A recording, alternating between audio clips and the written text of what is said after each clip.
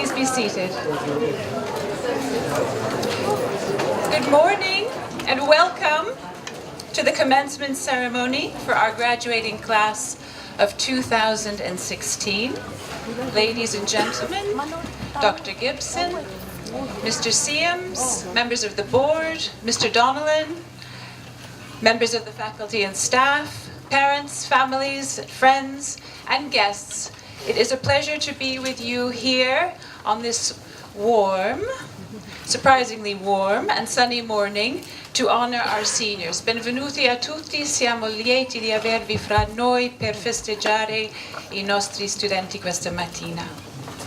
When we gather on a day such as today to commemorate our graduating seniors, it's an opportunity to think about what has come before and also what lies ahead.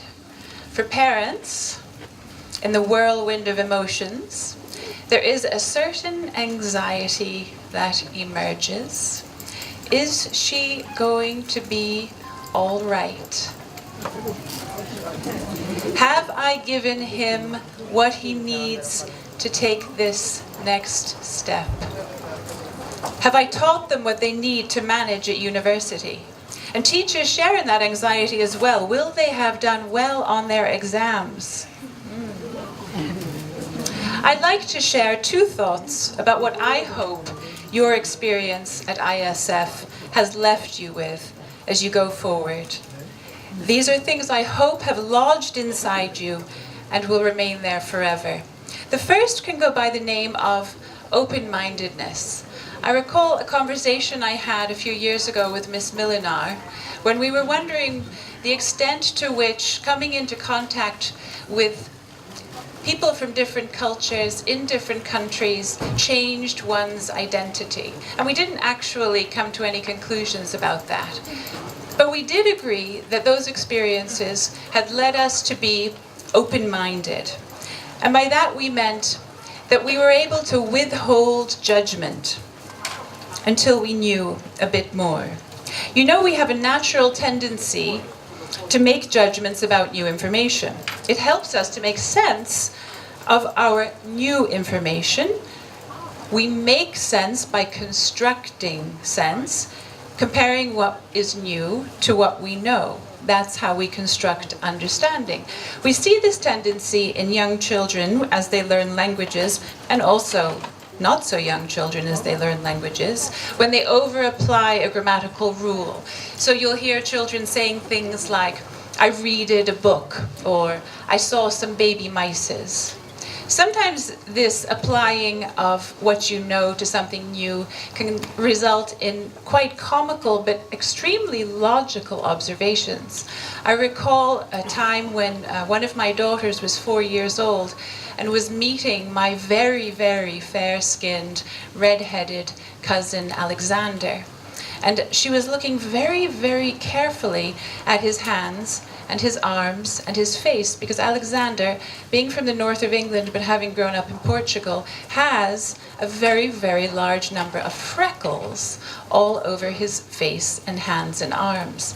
And my daughter moved closer to me and pulled on my sleeve and said in Italian, "Ma mamma, è marcio il tuo cugino Alexander?" Is he going rotten? Was her question, because what she knew to be the meaning of spots on things like fruit was that it was going bad. So sometimes these errors are comical, but they do lead us out into the bigger world, like a small boy in a big world, as we are exposed to difference. But we know that there's also a darker side to being exposed to difference, and we struggle with that. Some of the people on this stage have struggled with it when they have felt judged or excluded because of assumptions about who they are based on what may be external differences or differences that are part of who they are on a deeper level. So one thing I hope you leave with is the knowledge that our tendency to make sense of difference by comparing it to what we know and fitting it into our web of meaning sometimes needs to be put on hold. We sometimes need to withhold judgment until we have listened more with our ears, looked more with our eyes, and sought to understand with our heads and with our hearts. When I graduated from high school, my father gave me a book. And in the front page, he wrote the first lines of a poem by Alexander Pope. I really don't remember the book, but I do remember the poem. And as I was thinking about your graduation, I looked the poem up again. And I think I really only understood it last week. I certainly wouldn't have understood it when I was 17 years old. And it starts, "A little learning is a dangerous thing. Drink deep. So don't rush to judge. Ask more questions." The other thing I wish you to leave with here is the strength to find your star and follow it. Sometimes that takes time. Sometimes it's risky, but it's really what makes your education worthwhile. So whether you decide to sell your car, hide in your garage for 15 months, and type with 2 fingers until you emerge with a masterpiece, such as 100 Years of Solitude, which is just what Gabriel Garcia Marquez did when he wrote his first masterpiece, or whether, like Andrew Wiles, you knew at the age of 10 that you wanted to dedicate your entire life to the solving of one very complex mathematical problem, which he did when he provided a proof for Fermat's last theorem, which was a 358-year problem of the highest mathematical level, or whether you want to plant trees, or help people create beautiful music, find your star and follow it. So, graduating seniors, we wish you well, and we will miss you. I would now like to welcome Mr. Marco Uzzielli, the chair of our board of directors, to the podium.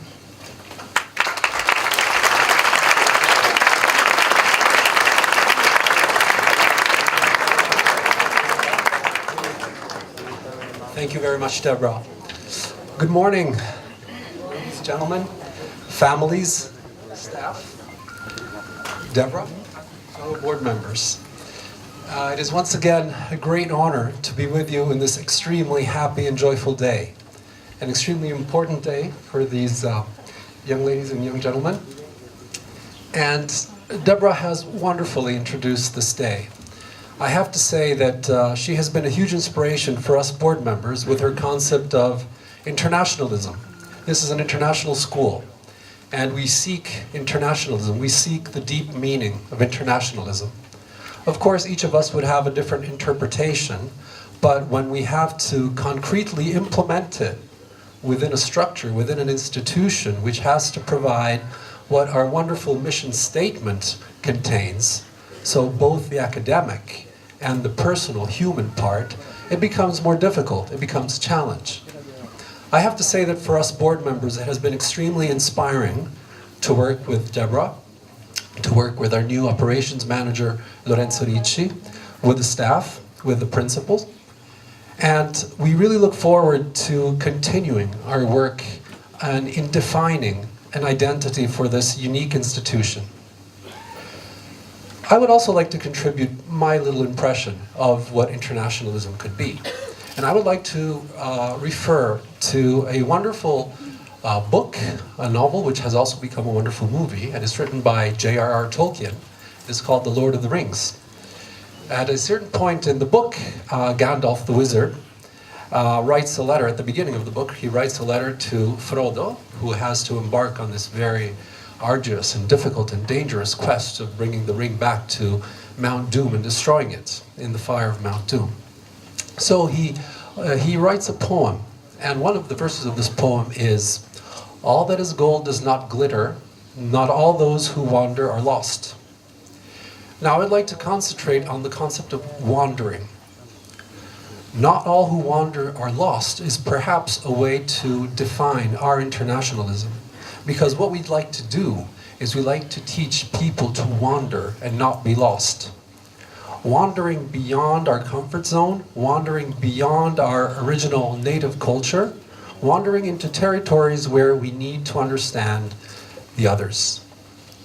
And this school teaches us to value the beauty of this type of wandering, because In life, I think that you can direct yourself to different places through the subjects you wish to study, through the jobs you wish to take. But then you have to be aware. Wherever you are, each moment, you need to be aware of where you are in order to capture the beauty of what surrounds you. So in this sense, I think that the concept of wandering as presented by Tolkien, so finding the diamonds in the rough wherever you are, is an extremely important gift which the school is able to provide. I therefore encourage you, and I'm sure that you have received all the possible benefits from this institution, to wander, to maintain what the school has given you, a broad sense of internationalism, of community, a worldwide community, of contributing to a society which in the future may be more fair, may be more communicative, and may be more understanding. As a board, we're very proud of you. We don't have the opportunity to meet very often, but we hear about you. And we hear wonderful things about you. And it's not only the words that we hear about you which are moving, but it's also the way in which they are pronounced. So what you can leave today with is the certainty that the people who have cared for you in these years really cared for you and really believe in what the mission of the school is. On behalf of the board, of course, I wish you all the best of luck.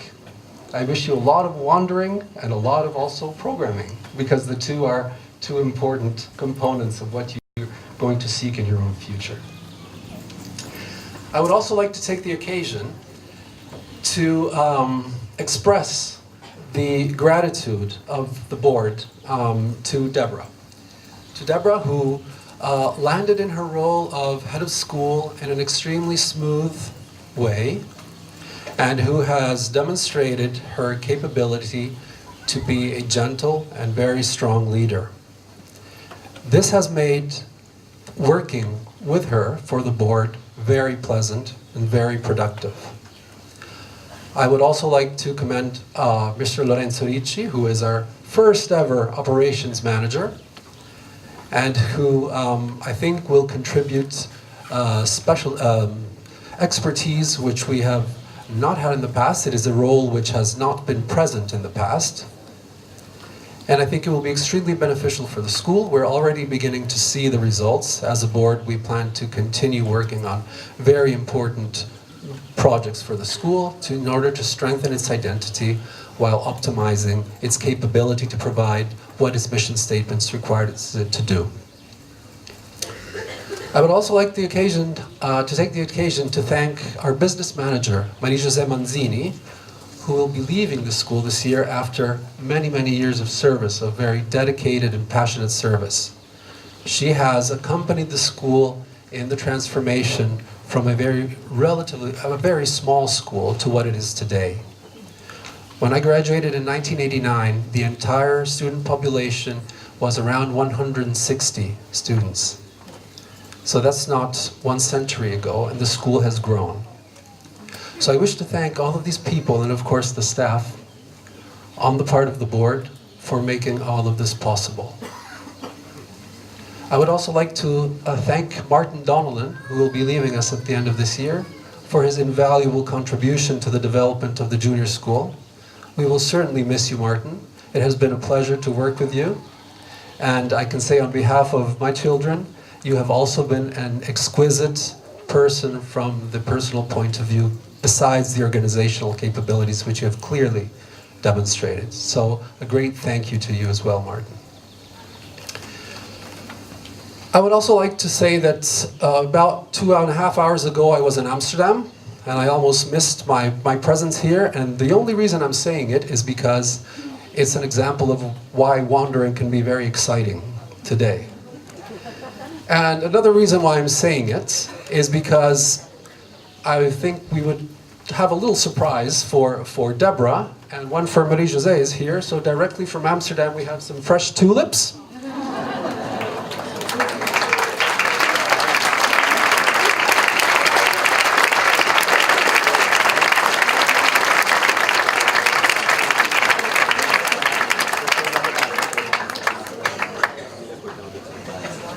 And lastly, it is my pleasure to introduce our guest speaker, Charlie Sim.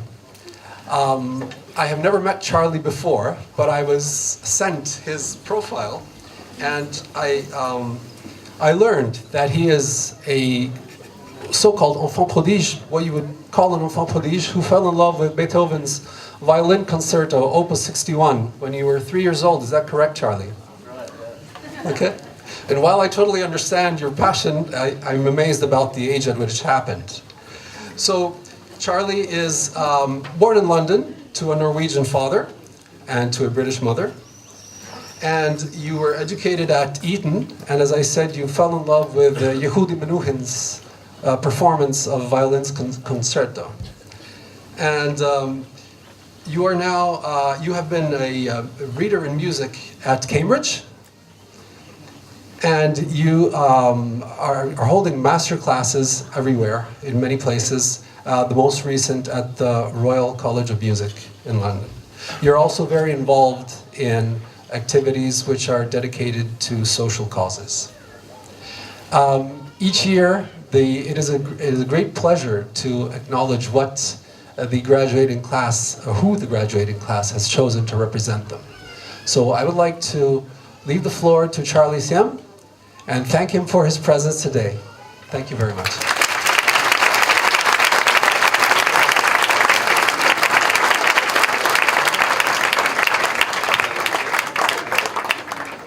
Maybe I'll take this off here. Thank you.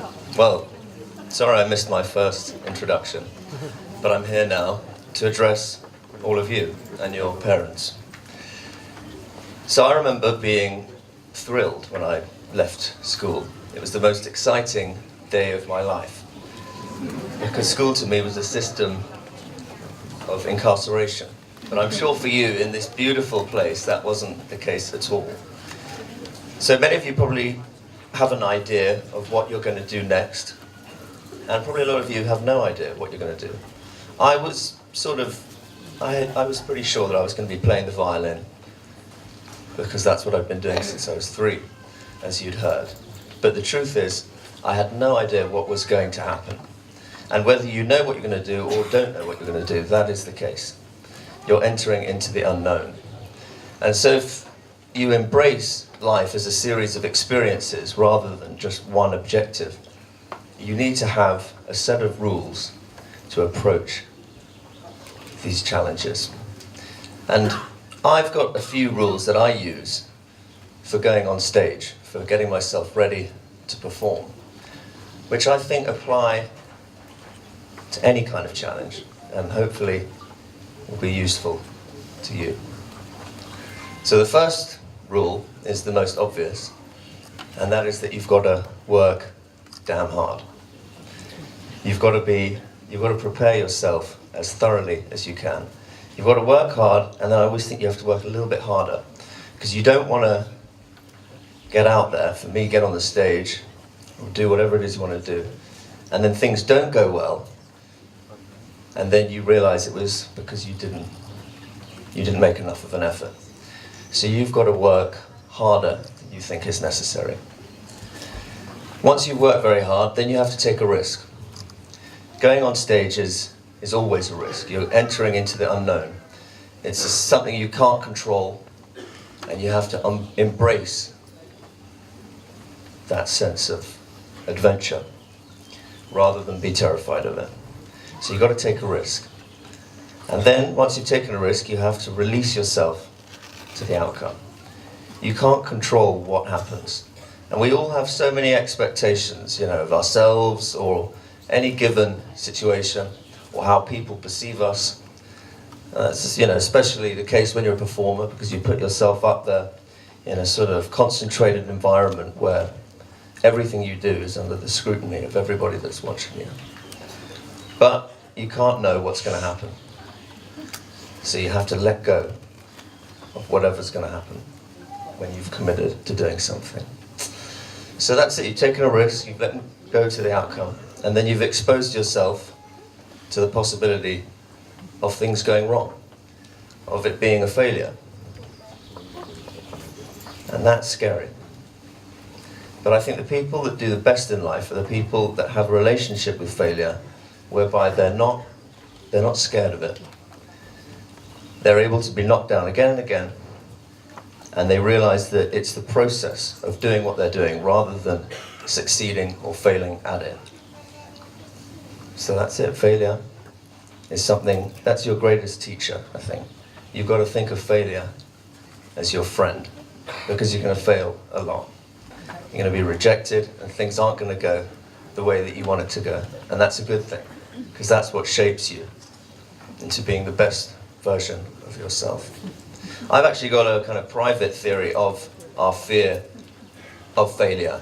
And I think it's sort of a symptom of something much deeper, of a fear of death, in fact. Because our ultimate failure is the fact, as human beings, we decay and ultimately die. And that's something we can't succeed or cheat in any way. And so along the way, if we can succeed at things, we're able to almost touch immortality for a moment by defying our inevitable demise. So being addicted to success is fighting a losing battle. So it's much more important to be invested in the process, gathering as much experience, not looking at it as a negative or a positive experience, but just experience. And you expand as a human being through it. And then the last point, which is probably the most important point, and something that I think most people are very bad at, I know I am, is loving and respecting yourself throughout that process.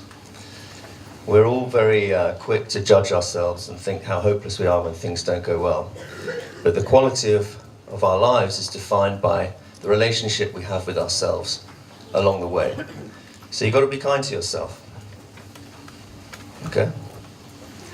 So that's it. That's Charlie's guidelines to going on stage and doing the best that you can. You've got to work hard, take a risk, release to the outcome, view failure as your greatest teacher, and love yourself throughout the process. So good luck to all of you.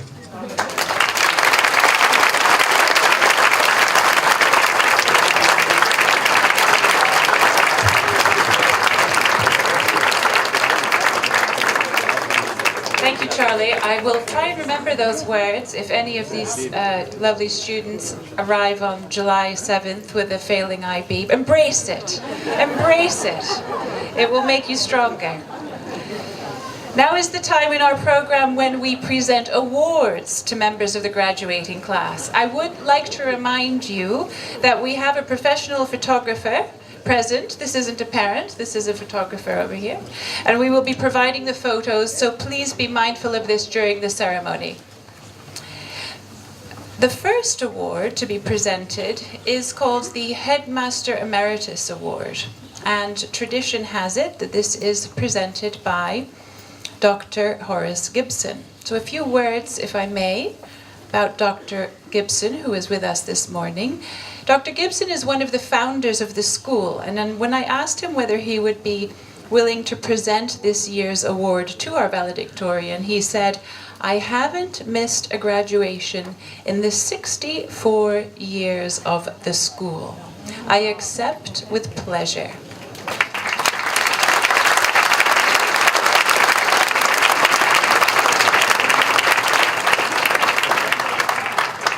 I would also like to formally congratulate Dr. Gibson on being awarded an honorary doctorate degree from the State University of New York at Binghamton last spring. I'm going to read a few words to describe our valedictorian, and Dr. Gibson will present the plaque to her. Our valedictorian has been a student in this school since kindergarten, which makes her almost unique in her class. Although she is a quiet, unassuming student, she shines as a scholar and as an athlete. She is also trilingual, having taken the time to learn French outside of school, as well as the Italian and English she studies in school. She wishes to complete a course in biomedical sciences and eventually work in research in this field. From her performance in this school, we know that she is uniquely qualified to do so. I would like to call forward Emma Nataloni.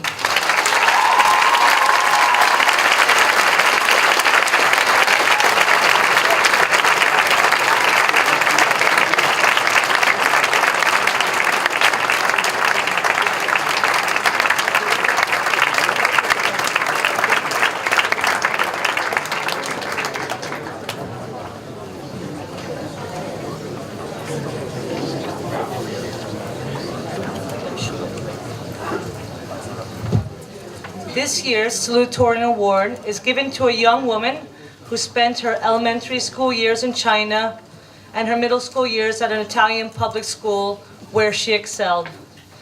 Julia came to ISF during the summer of 2012, where she participated in an English summer camp. From the moment I met her 4 years ago, she has never stopped asking questions, inquiring, and challenging her teachers. It is through tenacity and determination that she was able to acquire 2 additional languages and achieve the honor of salutatorian. May I present to you Julia Chen.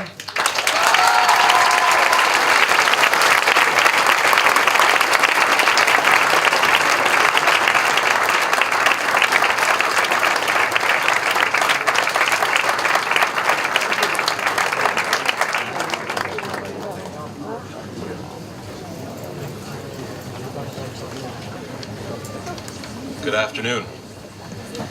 It's my privilege to present the President's Award for Educational Excellence. The purpose of this award is to recognize academic success in the classroom. Part of the criteria for judging academic success includes demonstration of high motivation, initiative, integrity, intellectual depth, leadership qualities, and/or exceptional judgment. This year, the President's Award for Educational Excellence goes to Charlotte Akatatis.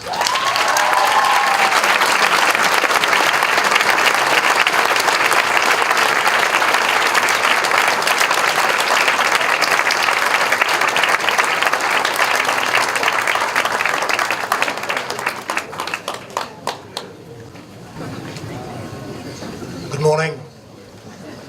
The purpose of the President's Award for Educational Achievement is to recognize outstanding educational growth. Part of the criteria for judging academic growth includes the demonstration of notable improvement, a consistent and admirable commitment to academics, and impressive intellectual development. This year, the award goes to Chiara Xie.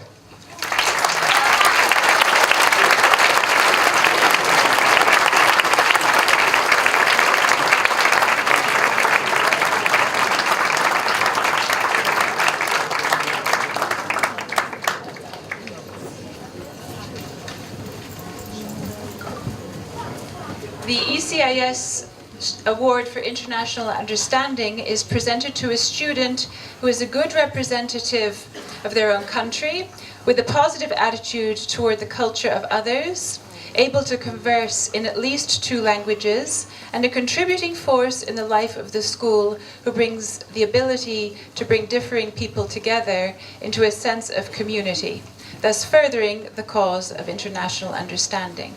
It is my great pleasure to present this award to Nina Podolski.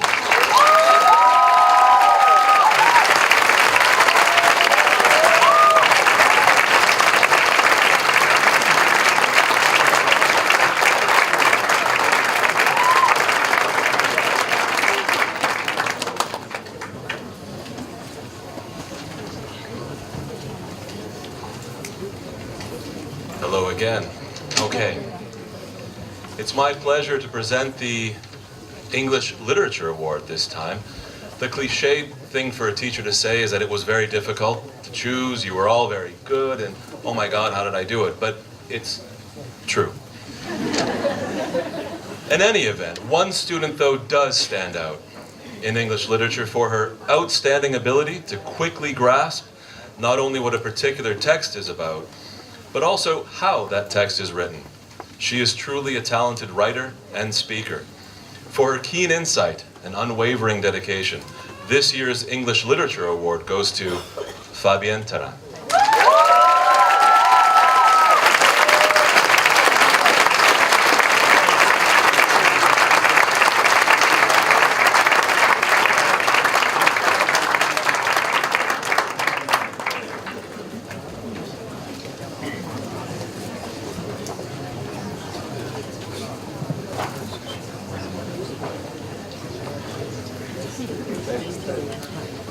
Hi, buongiorno. I'm here to present 2 awards for Italian literature. The first one is for Italian language and literature and goes to a student che ha sempre mantenuto costante impegno nel lavoro e risultati. Mimi Zhang.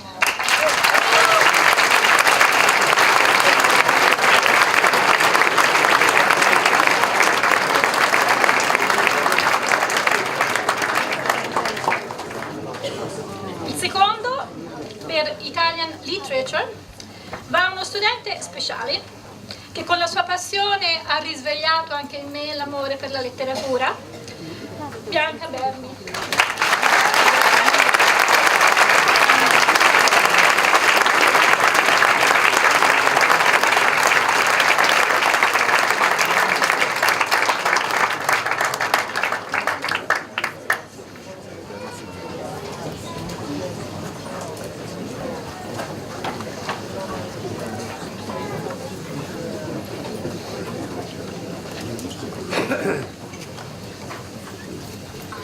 The English Language Award today goes to a student who came out of her comfort zone and has produced some amazing written work, Erica Vitucci.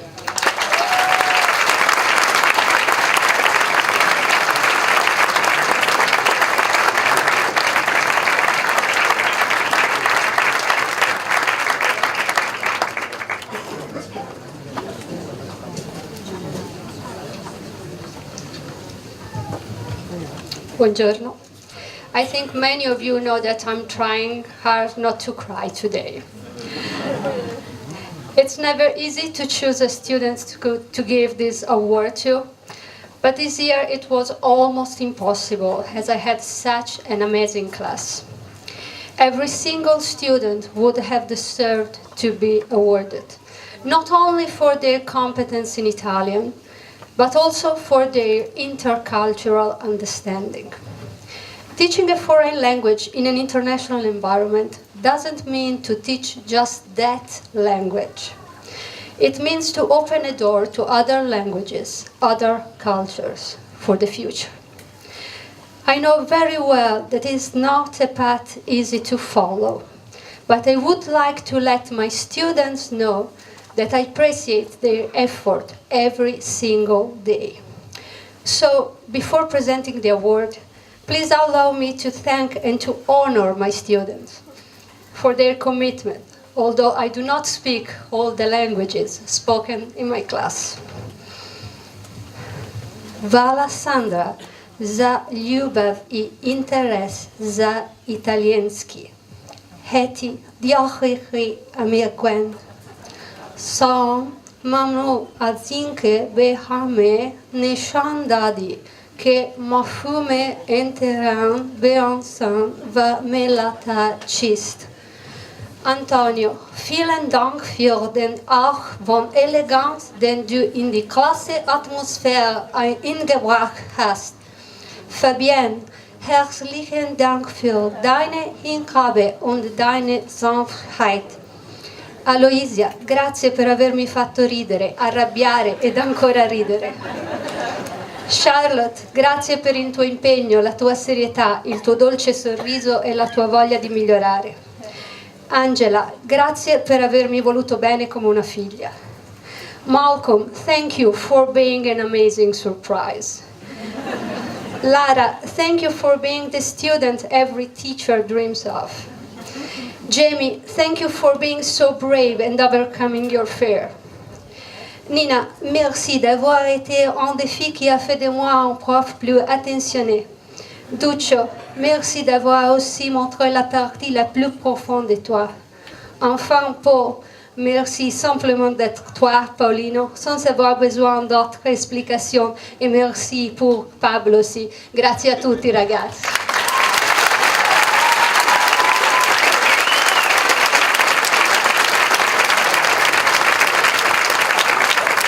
Grazie. This year, I would like to recognize a student who decided to dedicate her life to Italian and to language studies. Sono lieta di consegnare il premio per la lingua italiana a Lara Brecon.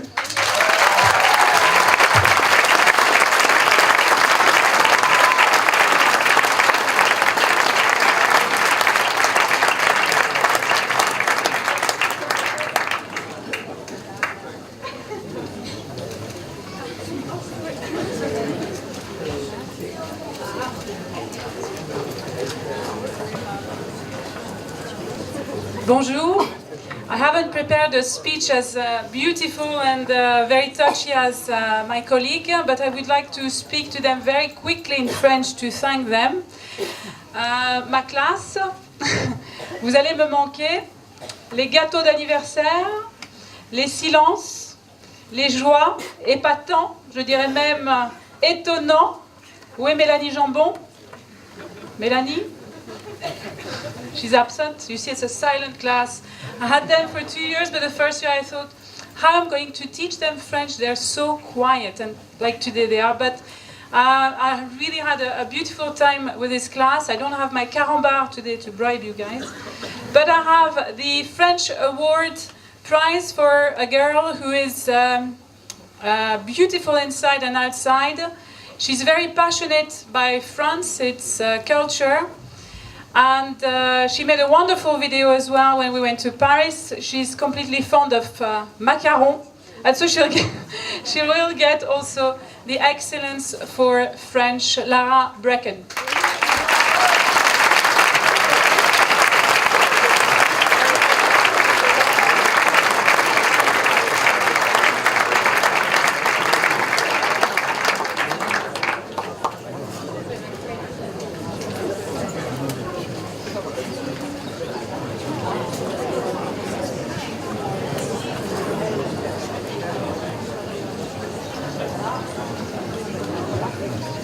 Buenos días.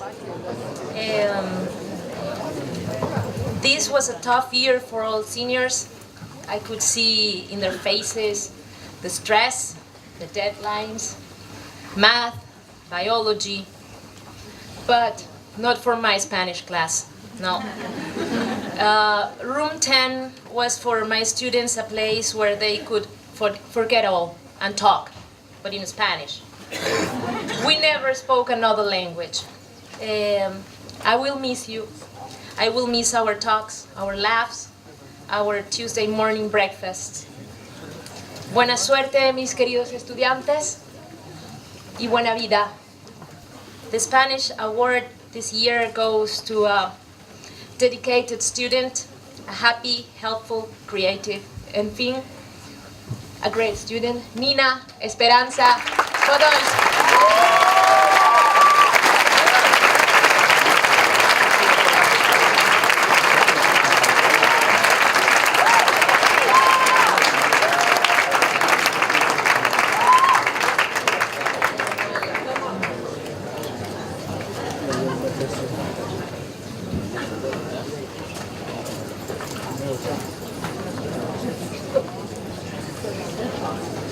Good morning, everyone. The Business and Management Award is for excellence, and I've been really fortunate over the last 2 years to have worked with a number of young ladies who've made excellence look easy. But however, choosing one, I think a combination of outstanding ability, hard work and dedication, the award goes to Mimi-san.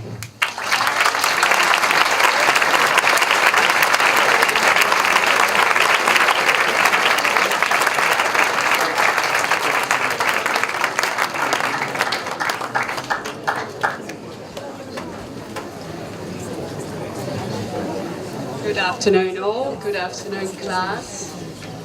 I agree with all the people before me. It was such a hard choice for Ms. McPherson and myself to choose somebody for both classes. There were so many people to choose from. So, the high-level students have shown commitment and passion for the subject, and this history award goes to a high-level student who has also done an extended essay in history.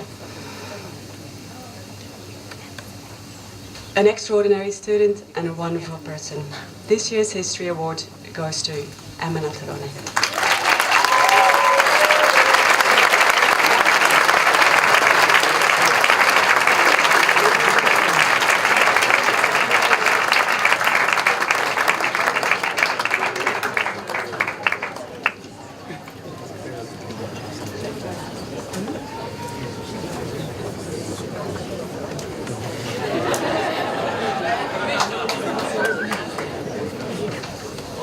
What a group.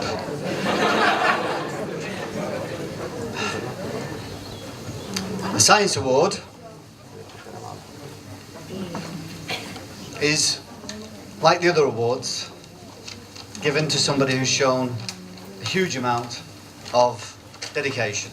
Science is tough, and 2 sciences is double tough, and 2 science and an extended essay is triple tough.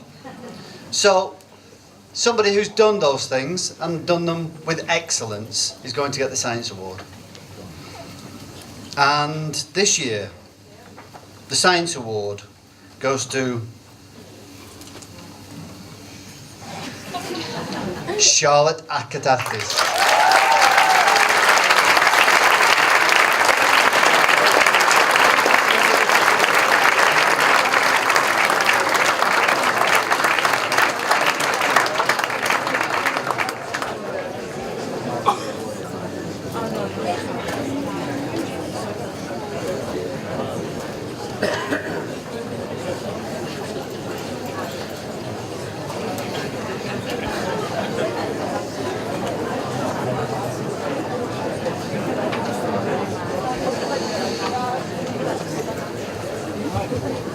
Good afternoon, everybody.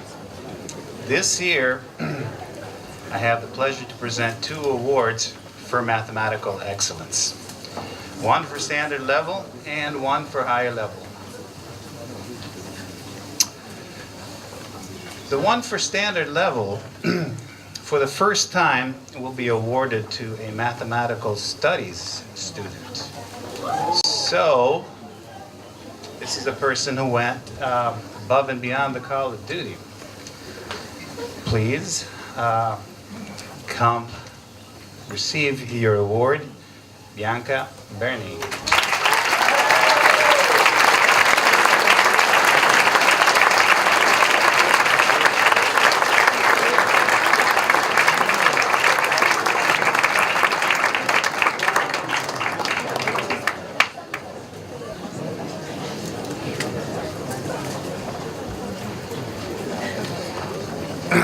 Okay, so now we have the heavy artillery, the higher level mathematics. As always, it's very difficult. These students are in a course which is one of the most challenging in the IB program. So it takes courage, skills, late nights, lots of hard work. But everybody in that course does that. So this year, the award will go to a student who, on top of all that, produced an extraordinary internal assessment on a very, very difficult topic. And so the award goes to Nina Podolsky.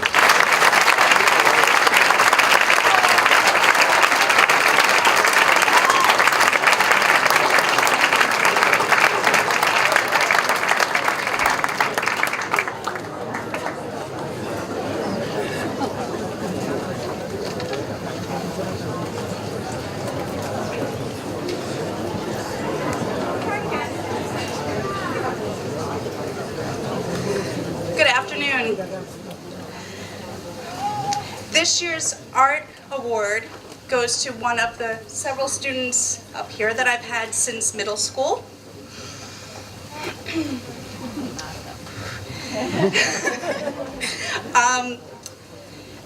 Since her first day in my class, she has approached art with overwhelming dedication and passion.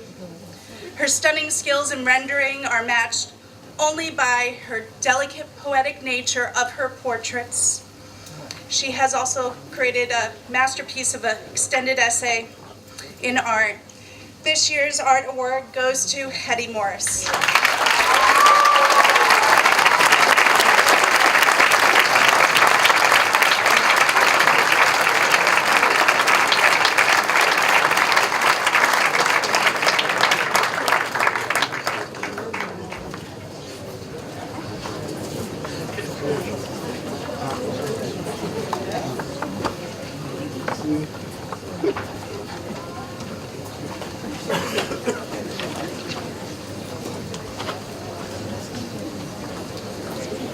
Good afternoon. This has been a wonderful CAS class, this group. As a result of the work they've done, we'll have trees planted along the River Arno. We have heart-shaped pillows at the Careggi Hospital, the cancer ward. We have donated money to the Ludoteca at the Maya Hospital. They've sung, they've painted, they've played soccer, volleyball, basketball, and it's been a pleasure working with them. However, one student stood out. The CAS Award goes to a student who covered a wide range of CAS activities, ranging from organizing an Oxfam hunger banquet here in Florence, to becoming a Ranger Conservation Corps volunteer in New York City. Whatever the occasion, she was always there at the setting up, and she never left until the last dish was cleared away. I'm honored to present the CAS Award to Angela Matos.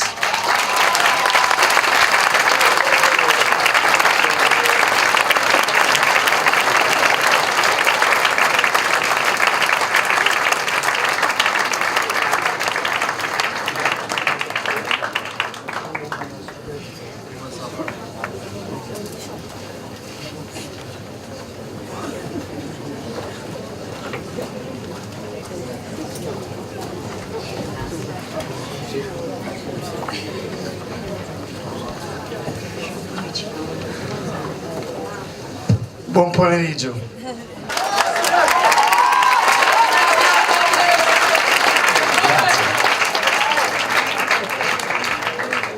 I'm here to present the athletic award that this year will go to two students.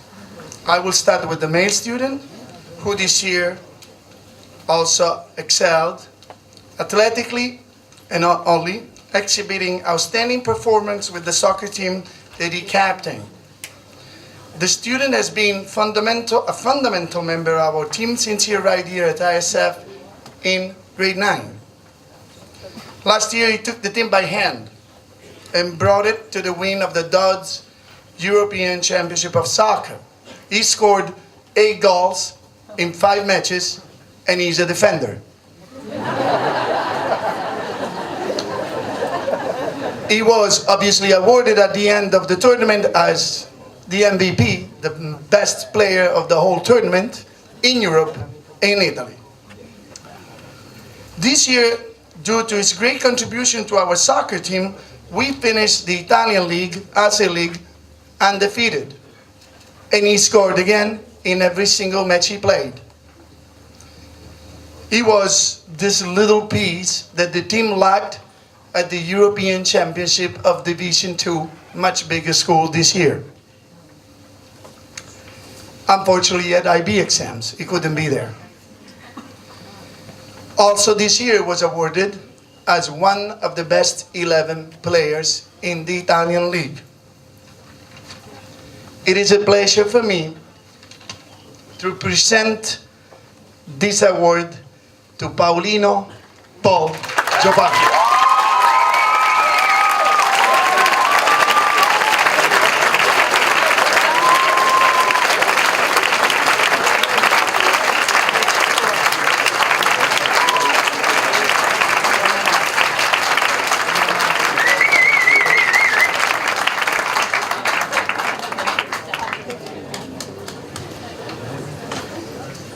The other student who I'm proud to award, and I don't know if I should put my glasses on, is a young woman who served as an example in her entire athletic career here at ISF, whose behavior was and still is emulated by others and taken as an example. She's a young woman very respected here at school and that everyone looks up to in and outside the teams. As an athlete, on her freshman year, she became immediately the captain of the soccer team. And a year after, she was also the captain of the volleyball team. She was several times selected as one of the best players in Europe and in Italy, I don't even know how many awards she got, probably 10, 11, some of which didn't even arrive. But she really made our school shine. Her amazing capacity to learn and refine techniques almost intimidated the other kids. Kids used to tell me many times, "Mister, not everyone is Emma." In those 4 beautiful years, she has demonstrated the ability to overcome adversity, to sacrifice and work hard, to develop her talent, to concentrate and focus, to be consistent. Super self-discipline and with a high confidence level, has been always receptive, since she's a great listener. But her success as a student athlete cannot just be defined by the numerous individual athletic and technical accomplishments. Her success was a continuous process, a lifestyle of someone that, despite the young age, continually established new goals to meet. Due to her strong faith and ambition, she accomplished in many aspects of her life, not just athletics, surely also academic, but also socially. She's the girl that everyone relied on when a problem occurred. Me, as a first person. She was not just an outstanding example of a student athlete. She was the student athlete. I think that really ISF should be proud that such an incredible young woman attended our school. She's definitely an unreachable role model in my entire career, here and outside here. Emma, nobody like you.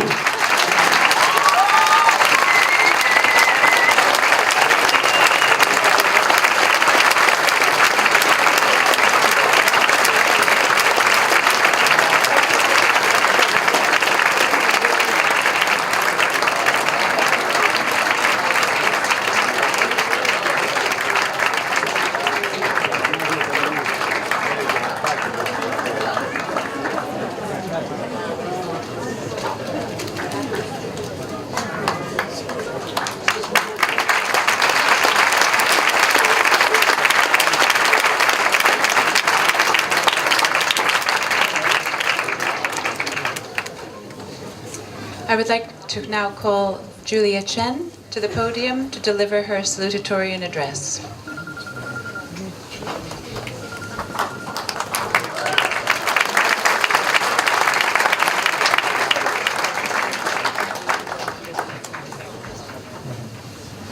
Grazie.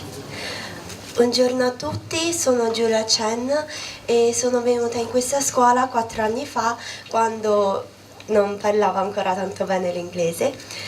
大家下午好，我是朱廖晨，然后我是4年前来到这所学校，那时英文讲得还不是非常的好。Good morning to everyone. I'm Julia Chen, and I came to this school 4 years ago without speaking a lot of English. Although many friends of mine say that I had the memory of a fish, like many others, I can still remember the first day of school, trying to figure out where our next class was, to understand the school principles and also to memorize the schedules. And although it has been a really long 4-year trip, but here we are ready to graduate. By remembering the past years, I came up with the question about how we can measure the time we have spent in high school. So I will describe these past years both as long, due to the endless homework which always held us up until late midnight, and all the other little pitfalls that hit us, and also as short because of the lifelong friendships, the lasting memories, and all the interesting things we have learned.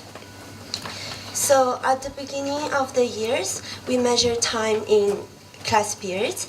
Then as time passes, we measure it in semesters, and finally in years as we move on to the next grade. However, I feel it is more appropriate to measure time in all the friendships I have enjoyed in these 4 years. Some were more casual and other much closer, but I will remember each one fondly, as I'm sure all my classmates will too. We also worked really hard to get to this point, but we didn't do it by ourselves, as we owe a huge debt of gratitude to the following people. To our teachers, who have always who have unselfishly shared their time, talent, and also knowledge with us and went beyond their call of duty. To our parents, who have always supported us in more ways than it is possible to count, as for example by making sure that we were fed and clothed for school and by dragging us out of bed each morning. To all the other people who have been working for us to create a better environment, and also to the school as a whole, as ISF has enabled us to have a really good and international education that has ensured more opportunities for our future. The best way we graduates can pay this debt of gratitude is to use all the opportunities we were given and to go forward into the world with the intention of making it a better place for the generation that follow us. After getting the diploma, I am applying to medical universities, and each of us will travel our own path, but no matter what our path is, I hope we will meet all the challenges straight on with our heads held high and our hearts wide open. Thank you all, and congratulations to the class of 2016.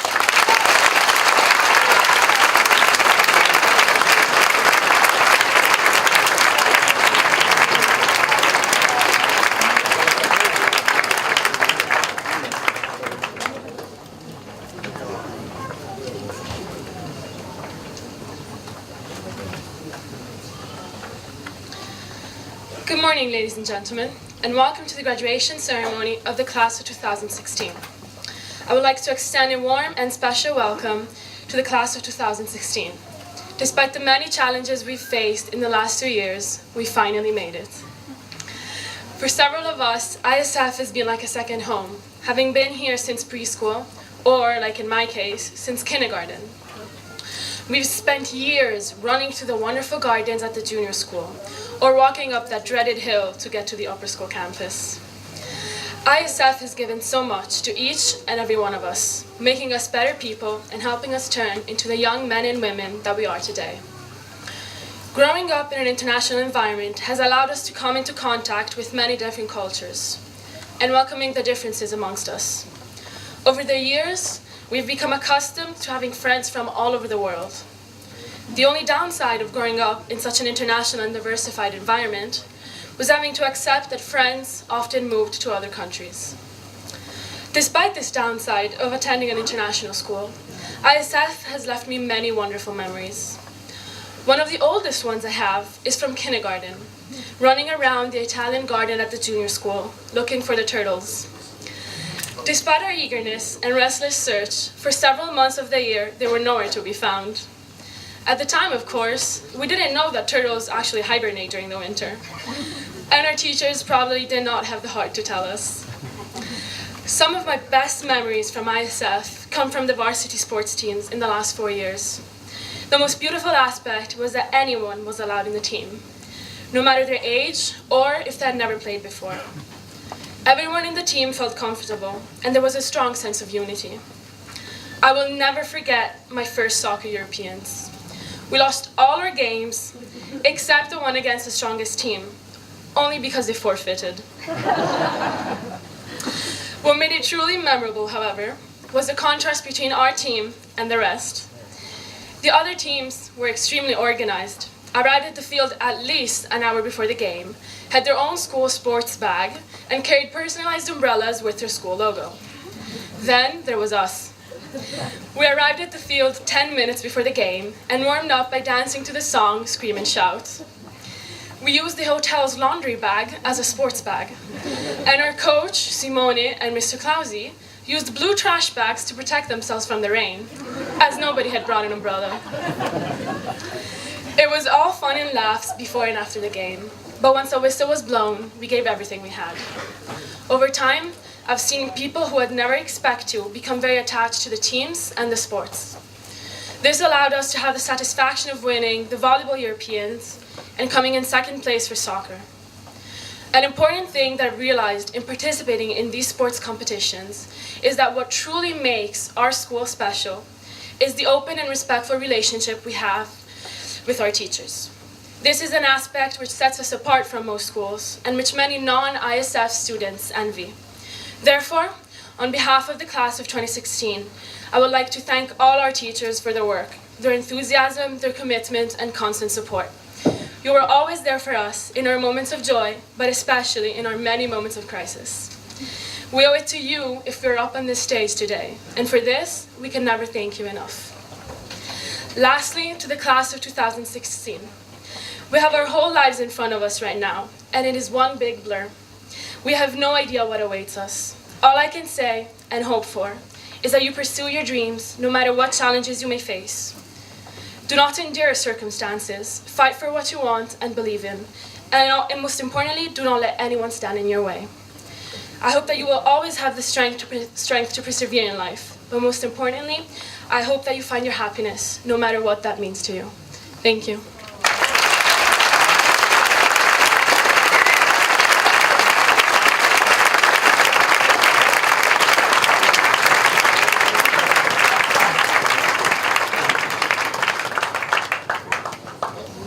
Good morning, everyone. Welcome again. First, I want to take a long look at this group.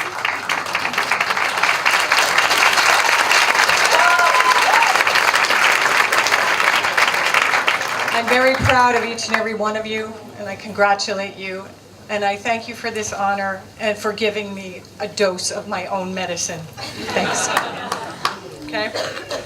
Standing here in front of you today is kind of like the old cliche about the bridesmaid always being the bridesmaid and never the bride. And what I mean by that is, unlike those I share the stage with here today, I am not sure I am actually ever going to graduate from high school. At my age, I think they call it early retirement, something like that. For some reason, this amazing group of young people think I have something of value to say that might be considered sage advice, something that they might use at a job interview someday, or at the very least something they might use if they ever have to give a graduation speech. Seriously, though, I have no knowledge to impart to you. I know that I know nothing. Do any of you recall who may have originally said that? I was kind of counting on Brighton to pop up right now, but no, okay. Just maybe, it was some philosopher discussed in a class you had this year that shall remain nameless. Okay, too long a pause again. You're going to have to look that up. And yes, you will still have to look things up, or at the very least, Google them, even after you leave these grounds. Which brings me one step closer to actually making a point. We have spent the entire school part of your life until now preparing you for this thing called the outside world. Knowledge and the acquisition of it, and hopefully learning how to use it, has been at the core of your time and effort spent here at school. Knowledge is one of those things English teachers, and especially those know-it-all TOK teachers, pardon me, Mr. Landolfa, refer to quite often. Grammatically, knowledge is an abstract noun. It is intangible. Your senses can respond to it, but they cannot feel it. And guess what? Today, you get to take it with you when you leave here. In that outside world, however, it can get you somewhere or it can get you nowhere. There is another abstract noun often confused with knowledge, and that is wisdom. Equally intangible, it is something that is acquired with experience, Sometimes you acquire it with age, but not necessarily. Often it comes with scars. There is an inherent difference between knowledge and wisdom. You are taught knowledge, and it is usually accepted as truth. Wisdom is the recognition of the truth that is life itself. Some wise things are, and you might have heard these in class once in a while, be where your feet are at the moment, not where they were last year, or worrying about where they might end up tomorrow or the day after. Understanding that the only words and actions you have the ability to control are yours, and you are responsible for them.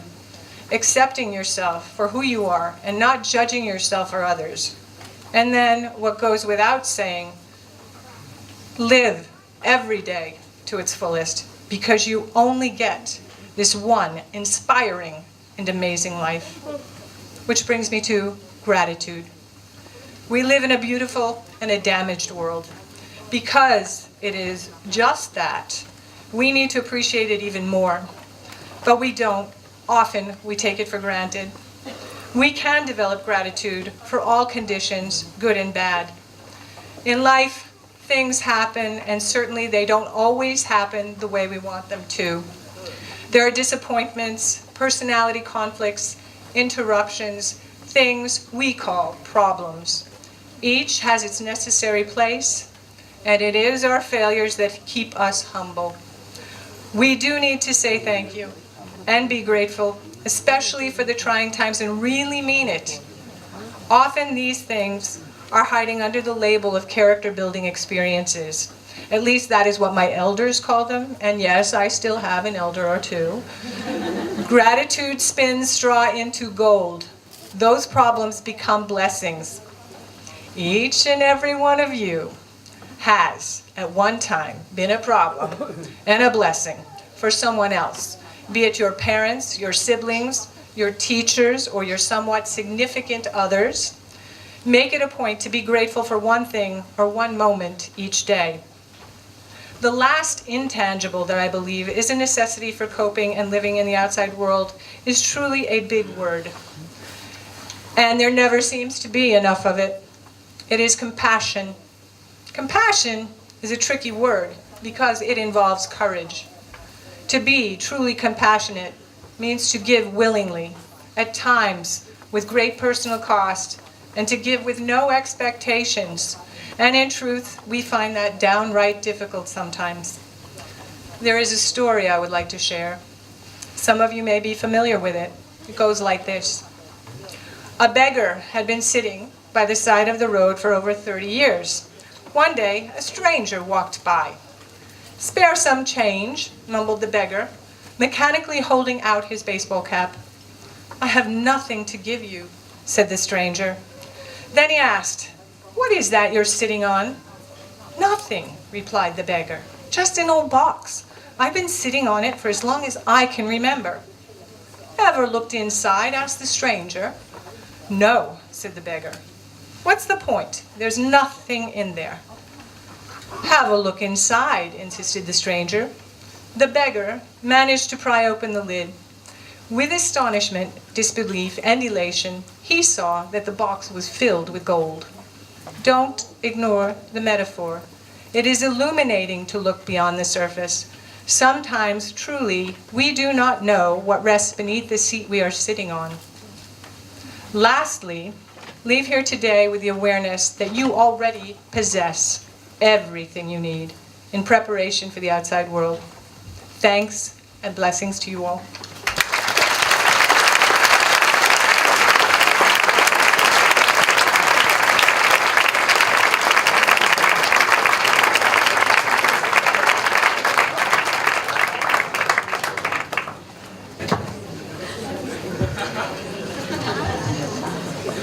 Okay, I'm gonna hold this. Ciao, buongiorno.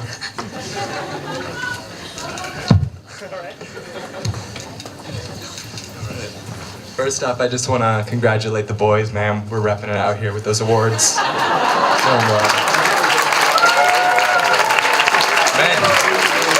Also the girls, just saying. Well done, girls. Should we go? Okay, we're going. Oh man, okay. Good morning, ladies and gentlemen. It's an honor for Malcolm and me to stand here today and deliver a speech on behalf of the class of 2016. I have to say that we are a very dynamic class. Yes, very dynamic. I'll say. Full of individuals that are unique in many different ways. We both also feel very attached to this class, which, although it has its small groups, is very united overall. Is this, yeah, you can hear me? Me sentite, riga. Yeah, okay. To be fully honest, Claudia and I waited far too long to begin this speech yesterday evening. And although we were procrastinators, we'll admit we were not as bad as Natalia. You know, just starting it off really quick. Sorry, Natalia, you're there, or should we say the procrastinator. If you ever feel behind with work, just call Natalia. You'll feel much better about yourself.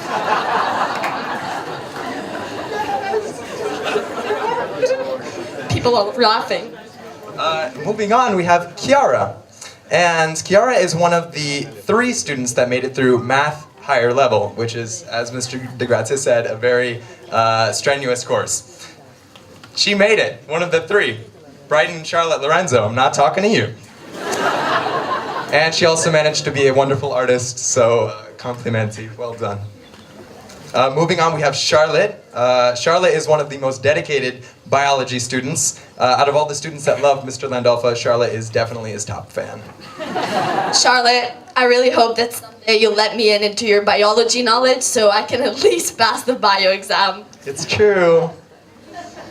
Moving on, we have Fabienne. Fabienne dropped out of Spanish class early this year. I really wonder what it was for. Was it because of the R's? Or sorry, the R's. By the way, thank you, Fabienne, for standing beside me in our all-nighters spent studying biology. Next, we have Lara. Lara is one of the top students of the class, La Bella di Mis Lanis. She often gets upset after exams, but often ends up doing better than all of us. Lara is also a very talented musician. Speaking of musicians, you guys, we also have many other talented ones in the class. Logan Aspen, also known as L'uomo che sussurra castori. Have you ever seen Logan's eyes? I have not.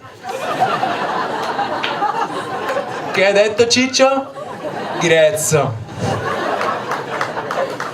Another very talented musician, Hetty Morris, you're the next one.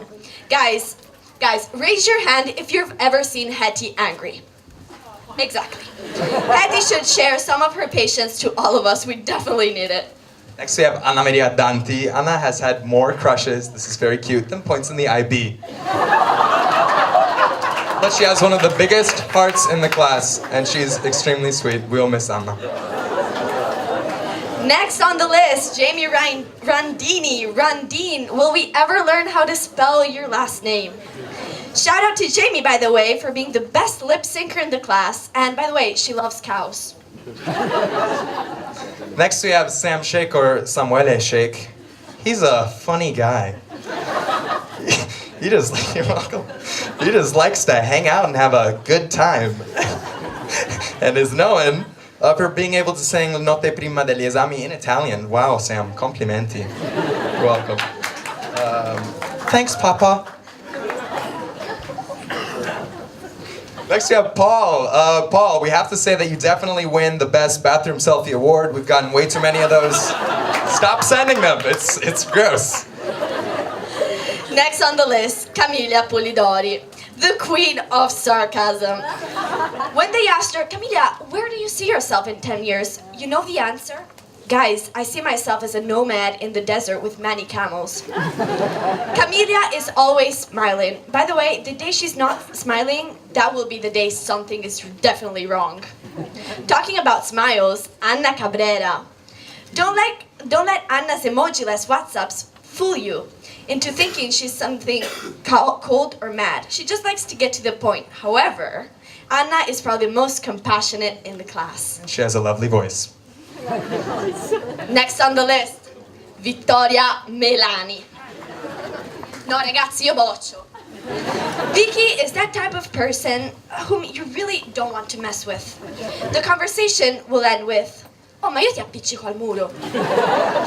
Remember, if you want to get Vittoria mad, just say, oh, ma ti calmi?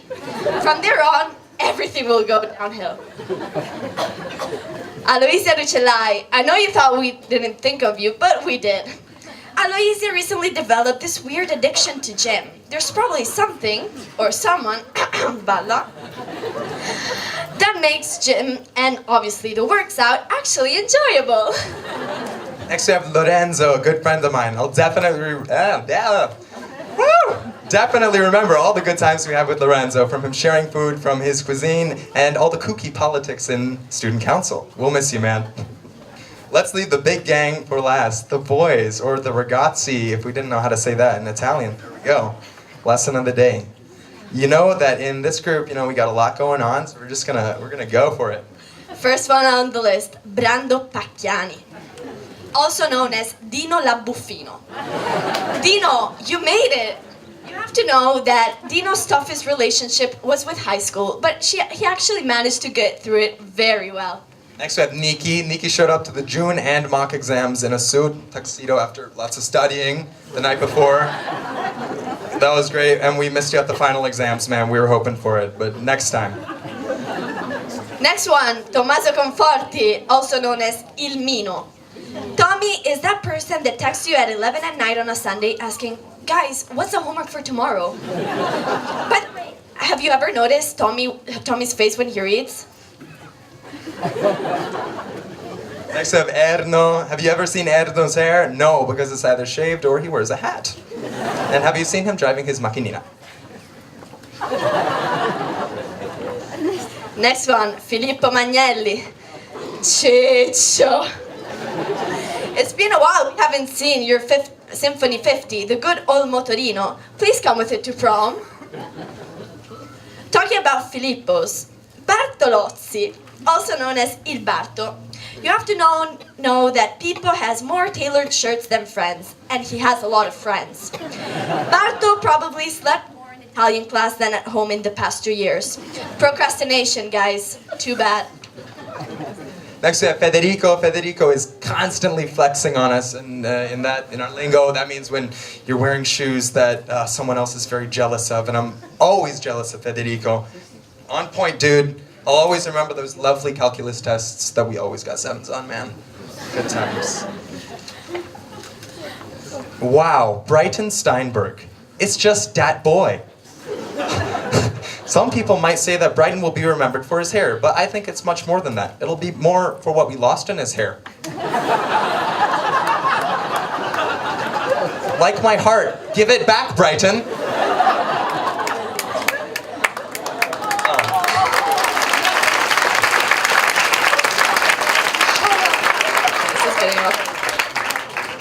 Duccio Pulaud.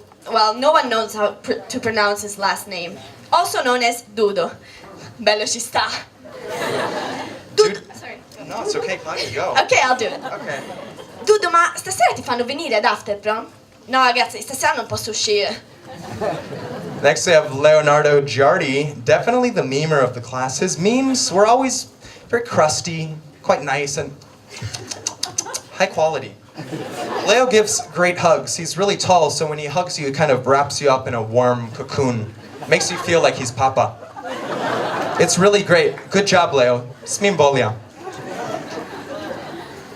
Next we have Kristen Bedline. Also known as Il Per. Or the pear in English. I can assure you he's just as sweet as one. Like the fruit. Vittoria will tell you all about that.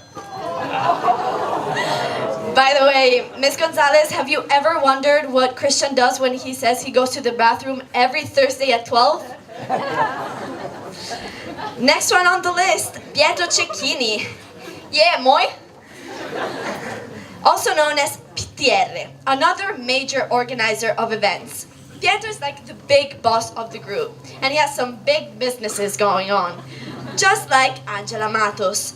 Angie, another big boss. She takes care of posting 10,000 polls on the senior Facebook group to organize events. But however, when she starts speaking in Italian with accento napoletano, it's pretty scary, guys.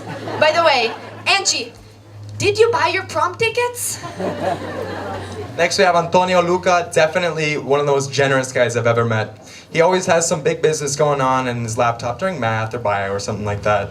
Who knows where he'll end up in the future? You always have a choice. Choice.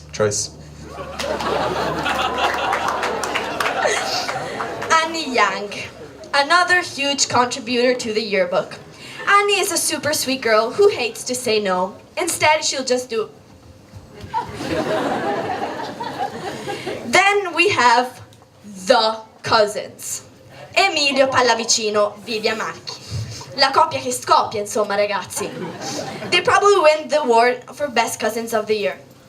Oh, Vivian, io stasera vengo a dormire da te. Oh, Emilio, ma cosa vuoi? Vivian, almeno fammi prendere il cambio dalla macchinina. Emilio, smettila, comportati per bene. You're the best, guys. We'll miss you. There are also many people that we feel bad for because of all the things they had to put up with. Mimi. We know you love it when Filippo Bertolozzi annoys you in math class. Luckily, you'll be going to the same university. Also, Mimi, thank you for not handing in the Italian homework when the whole class didn't do it. Giulia Chen. Poor Giulia. She had to stand many biology classes sitting next to me, hearing me complain about how useless biology is in our everyday lives. By the way, shout out to Mr. Landolfa. Thank you for making biology classes actually interesting. By the way, Giulia, one day, maybe, we'll be able to understand why you managed to eat the same exact panino in English class every day with your legs crossed. Emma Nataloni, El Capitano. Emma, I have to really thank you for all your patience you've had with me these 2 years, especially before the history exam. Emma's the one person I call when I have mental breakdowns before exams. And you know what her answer is? Dai Santi, andrà tutto bene, andrà tutto bene. Ora vai a studiare, vai. Thank you, Emma, thank you. Then we have Costanza Goram, also known as Cocchi. Costanza is probably the most curious person in the class. Ma cosa, ragazzi? Ma chi? Ma quando? Ma perché? A long time ago, when we were still young, I used to call her Pezzo di Cocco. One day she started chasing me all over my house with a watermelon on her hands. That was the moment I really realized she was definitely someone not to mess with. Next we have our two newcomers to the class, Sandra and Blaze. They're both here and they came to us in this last year, so they've only been here a year. However, they made a lot of friends, and we know that Sandra, for example, who loves popcorn, and who is always late, we hear, Sandra, also made tons of friends, and she's totally going to be missed, as is Blaze. Just Blaze, on a personal note, congratulations, buddy. Blaze, I just want to say, he's tall. I mean, that guy, he's just long, you know? He's just a long guy. He's long. So I'm going to miss that for sure. We also hear from his closer friends that he's a very focused student, except when he's playing Pokemon. Last but not least, we have the social media addicts. There's Bianca Berni, the queen of Snapchat filters. By the way, happy birthday, Bianca. Happy birthday, it's her birthday today.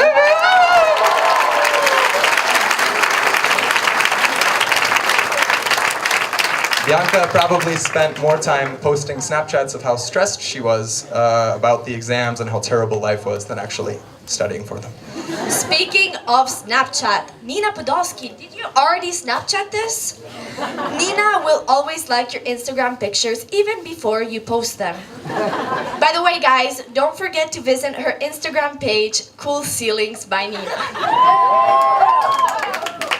Finally, we have Camilla and Erika, and we just had to put them together, and we came up with this name. It's pretty cool. It's Erikilla. I don't know if you like it.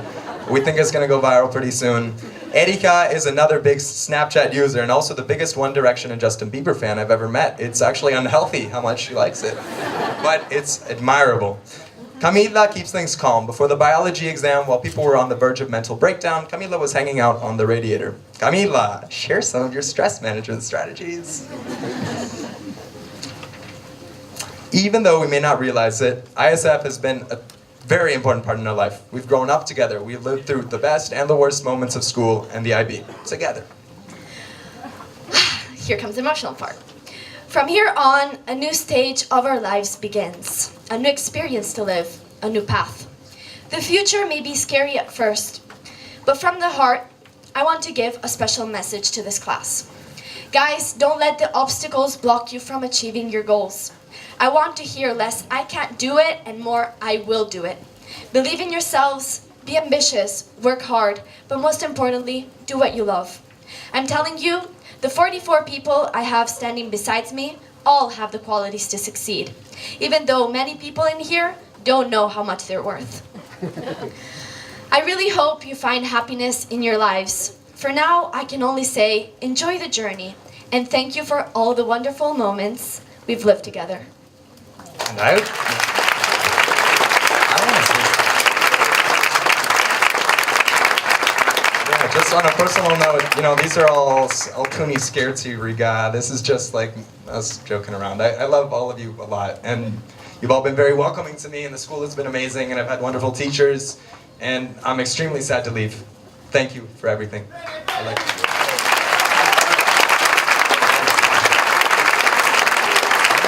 In 10 years, we'll look back at our old pictures when we were young and fit, and as we grow, we will realize how privileged we were to be here today. All the best, guys. For now, guys, it's a goodbye. And unless we see each other again because we failed exams, which hopefully won't happen, thank you for everything and best of luck.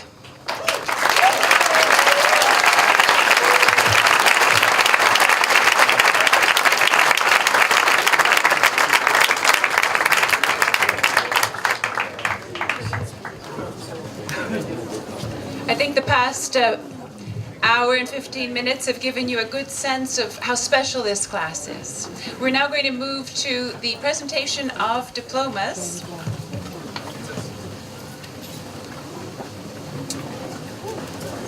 We practiced the handshake. Anna Maria Kristova Sirakova.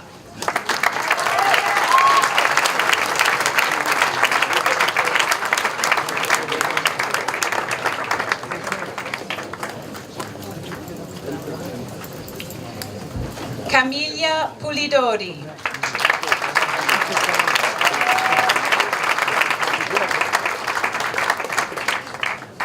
Charlotte Gaia Akatatis.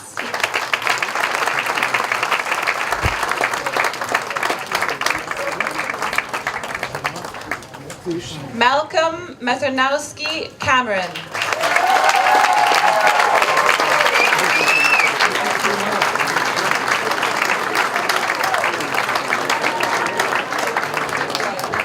Logan John Jeffrey Aspen.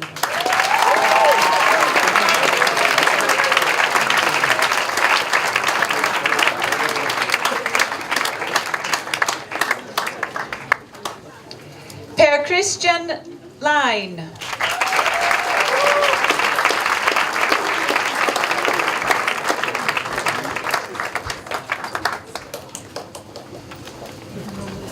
Leonardo Giardi.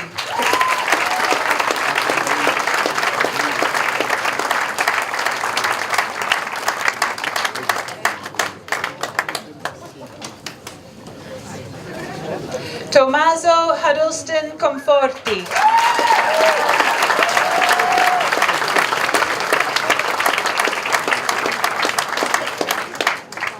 Vittoria Melani.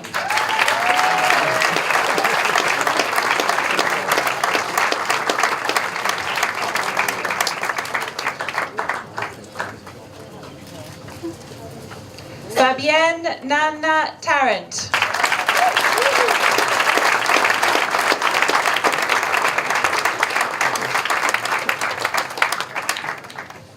Jia Mian Zhang.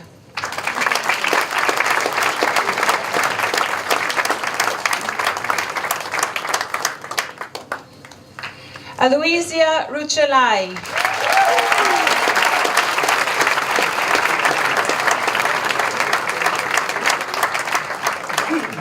Nina Podolski.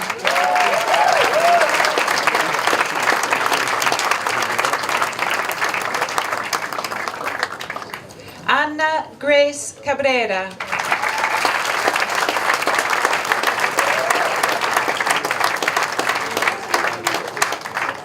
Ernesto Manfredi.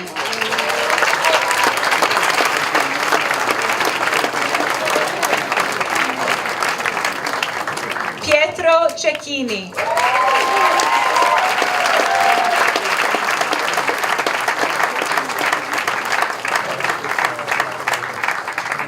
Julia Chen.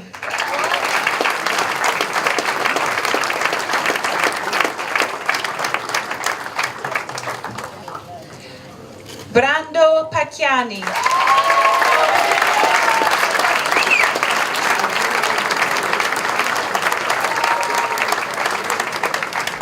Hetty Tudor Morris.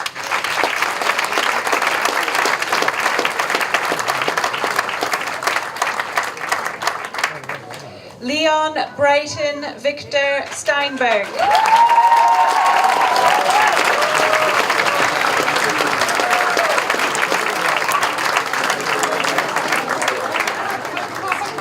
Annie Xiaoye Yang.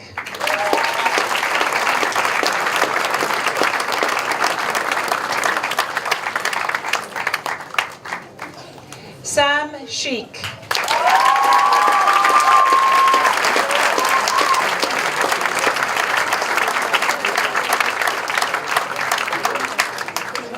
Claudia Santiago Magnier.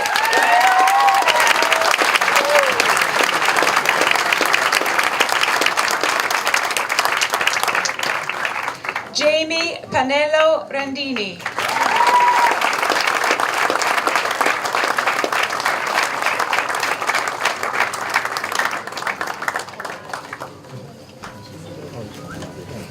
Camilla Caglierotti.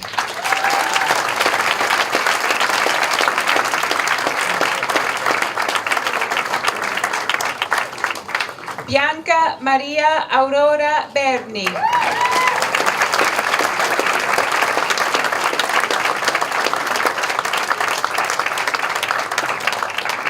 Filippo Magnelli.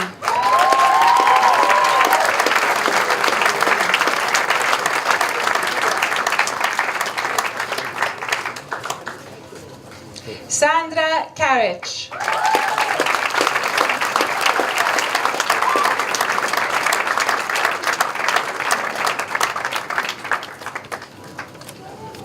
Costanza Gorham.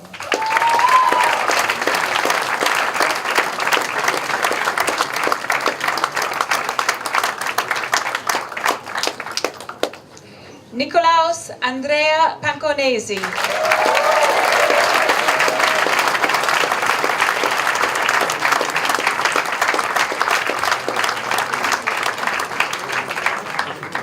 Paul-François Claude Jobard.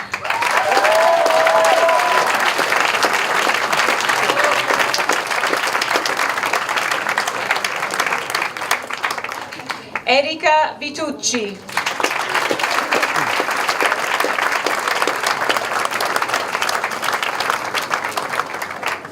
Lorenzo Zeng.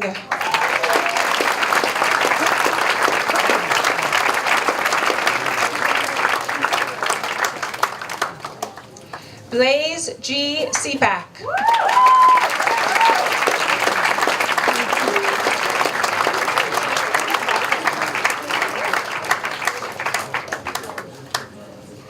Duccio Fulot.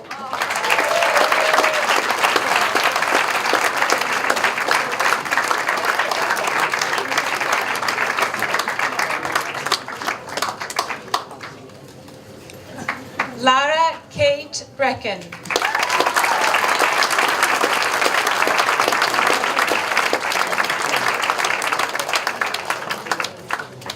Filippo Bertolozzi.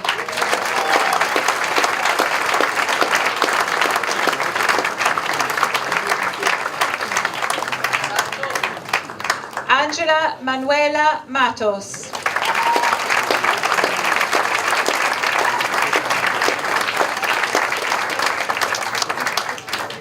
Vivia Marchi.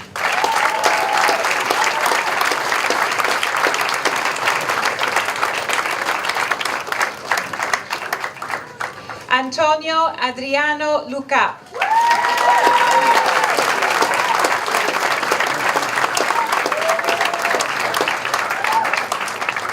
Natalia June Consumi.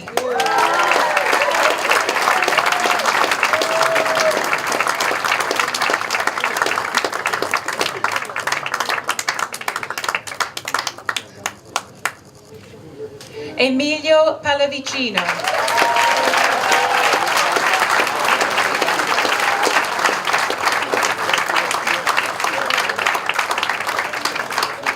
Emma Nataloni.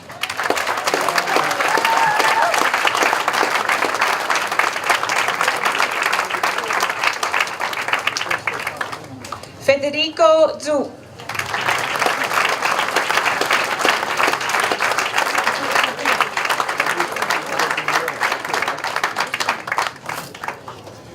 Chiara Xie.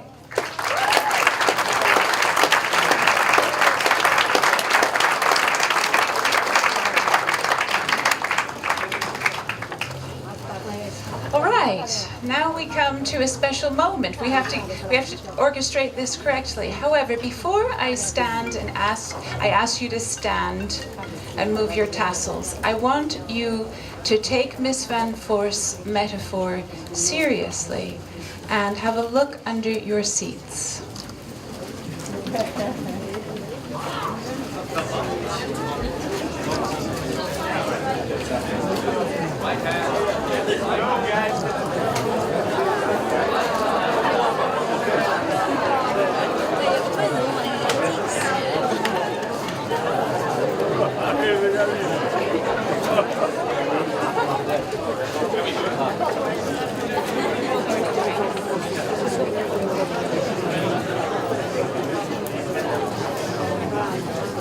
Parents, while the soon-to-be graduates enjoy their bubbles, I would like to invite you after the recessional, which will see the seniors walking through the middle aisle and out around the building to the lower garden. Please do join us for a rinfresco. I'm sure everybody is ready for a cold drink. Seniors, please put your bubbles down and stand up.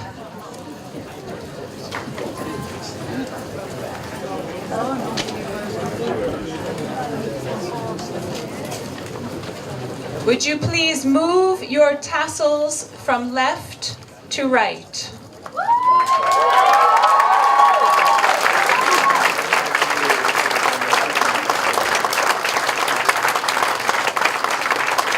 By the power vested in me, I now pronounce you graduates of the International School of Florence.